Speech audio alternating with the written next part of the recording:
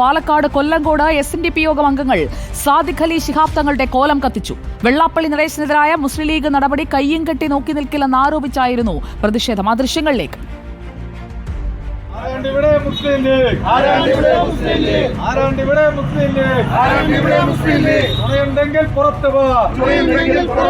നിങ്ങളുടെ നേതാവ് ആരാണ്ടാ?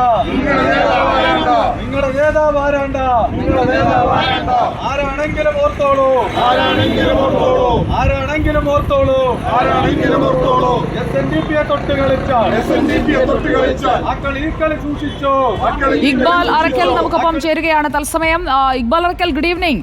കഴിഞ്ഞ ദിവസം മുസ്ലിം യൂത്ത് ലീഗാണ് വെള്ളാപ്പള്ളി നടേശന്റെ ചിത്രം കൊണ്ടുവന്ന് ഒരു കോലം കത്തിക്കലടക്കം അവർ പ്രതിഷേധത്തിന്റെ ഭാഗമായി നടത്തുന്നത് നമ്മൾ കണ്ടത്. ഇന്നിപ്പോൾ സാദിഖ് അലി ശിഹാബ് തങ്ങളുടെ കോലം കത്തിക്കുകയാണ്. നേർക്കുനേർ ഏറ്റുമുട്ടലിലേക്ക് SNDP വേഴ്സസ് മുസ്ലിം ലീഗ് എന്നതിലേക്ക് നീങ്ങുകയാണ്.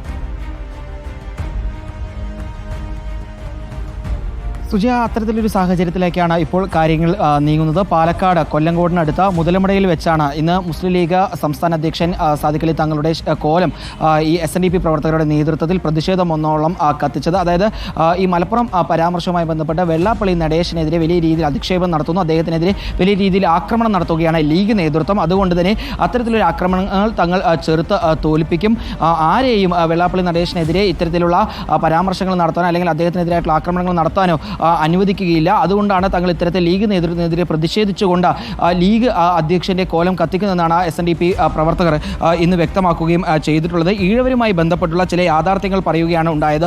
പക്ഷേ അതിൻ്റെ പേരിൽ അധിക്ഷേപിക്കുന്ന യാതൊരു രീതിയിലും അംഗീകരിക്കാൻ കഴിയുന്ന കാര്യമില്ല.